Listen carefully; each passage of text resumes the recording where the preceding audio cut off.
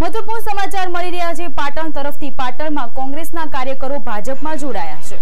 પાટણમાં ચૂંટણી પૂર્વે કોંગ્રેસમાં ભડાકો થયો છે। કોંગ્રેસના કાર્યકરો ભાજપમાં જોડાયા। રાધનપુર તાલુકામાં કાર્યકરો ભાજપમાં જોડાયા છે।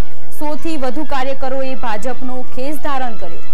લોકસભાની ચૂંટણી જ્યારે નજીક આવી રહી છે ત્યારે કોંગ્રેસમાં ભડાકો થયો છે।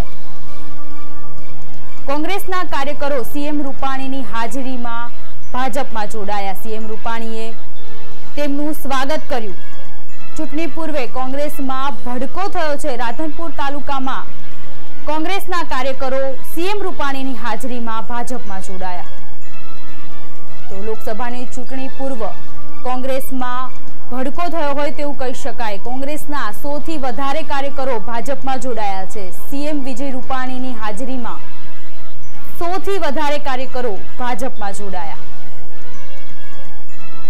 સીએમ રૂપાણીએ કોંગ્રેસના કાર્યકરોને કેસરીઓ ખેસ પહેરાવી ભાજપમાં તેમનું સ્વાગત કર્યું। મંતવ્ય ન્યૂઝની સ્ક્રીન પર આપ જોઈ રહ્યા છો તે પ્રમાણે સીએમ રૂપાણી કોંગ્રેસના કાર્યકરોને ભાજપનો ખેસ પહેરાવી રહ્યા છે।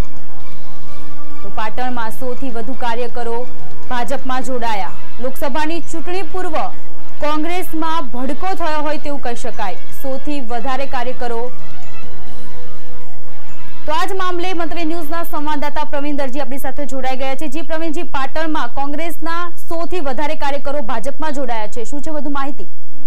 ચોક્કસ પાટણ જિલ્લાની અંદર લોકસભાની અંદર ભરતસિંહ ડાભીએ ભાજપમાં ઉમેદવારી પત્ર ભર્યું છે અને તેના સમર્થનમાં આજે મુખ્યમંત્રી વિજય રૂપાણી દ્વારા જાહેર સભા યોજવામાં આવી હતી।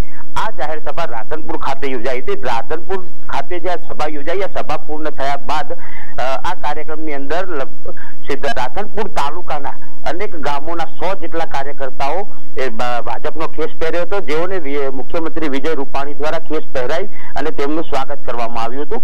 જો વાત કરવામાં આવે આ તાલુકાના વિસ્તારની, તો આ તાલુકાના આ લોકો જે છે તેઓ અગાઉ કોંગ્રેસમાં જ હતા અને હવે તેઓ ભાજપમાં જોડાયા છે, જેના કારણે ક્યાંક ને ક્યાંક ભાજપની અંદર પણ એક થોડો આશાવાદ વ્યક્ત થયો છે, જ્યારે કોંગ્રેસની અંદર એક ભડકો જોવા મળી રહ્યો છે।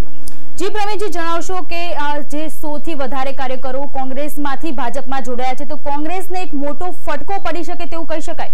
એ ચોક્કસ આ તાલુકા, આ જે વિસ્તારની અંદર છે, અત્યારે જો વાત કરવામાં આવે તો જે રાધનપુર વિસ્તાર છે એ અલ્પેશ ઠાકોરનો ક્ષત્રિય ઠાકોર સેનાનો વિસ્તાર છે। અહીંયા ધારાસભ્ય તરીકે અલ્પેશ ઠાકોર કોંગ્રેસમાં છે અને અહીંયા કોંગ્રેસનો ગઢ ગણાતો હતો, પરંતુ આ વિસ્તારની અંદરથી 100 જેટલા કાર્યકરો એકાએક કોંગ્રેસમાંથી ભાજપમાં જોડાતા ક્યાંક ને ક્યાંક કોંગ્રેસની અંદર ખોટ પડી હોય, તૂટ પડી હોય તેવું દેખાઈ રહ્યું છે। જી પ્રવીણજી, જણાવશો કે કોંગ્રેસના જે 100 થી વધારે કાર્યકરો ભાજપમાં જોડાયા છે, તો ભાજપની વોટ બેંક પર સીધો કેટલો અસર પડશે?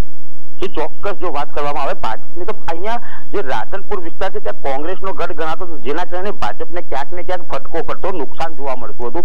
પરંતુ આ 100 જેટલા કાર્યકરો જે છે તે એક સારા એવા કાર્યકરો છે જે પોતાના ગામોની અંદરથી બીજા પણ મતો ભાજપને મેળવી શકે, જેના કારણે ભાજપને એક મોટો ફાયદો થઈ શકે તેવી શક્યતાઓ વર્તાઈ રહી છે। જી પ્રવીણજી, સમગ્ર જાણકારી બદલ આપનો આભાર। તો કોંગ્રેસમાં ચૂંટણી પર્વ ભડકો થયો હોય તેવું કહી શકાય। કોંગ્રેસના 100 થી વધારે કાર્યકરો કોંગ્રેસ છોડીને ભાજપમાં જોડાયા છે। સીએમ વિજય રૂપાણીની હાજરીમાં 100 થી વધારે કાર્યકરોએ ભાજપનો કેસરીયો ખેસ ધારણ કર્યો છે। તો પાટણમાં સીએમએ કાર્યકરોને ખેસ પહેરાવીને તેમને આવકાર્યા છે। ભાજપમાં 100 થી વધારે કાર્યકરોએ કોંગ્રેસનો સાથ છોડી ભાજપમાં જોડાયા।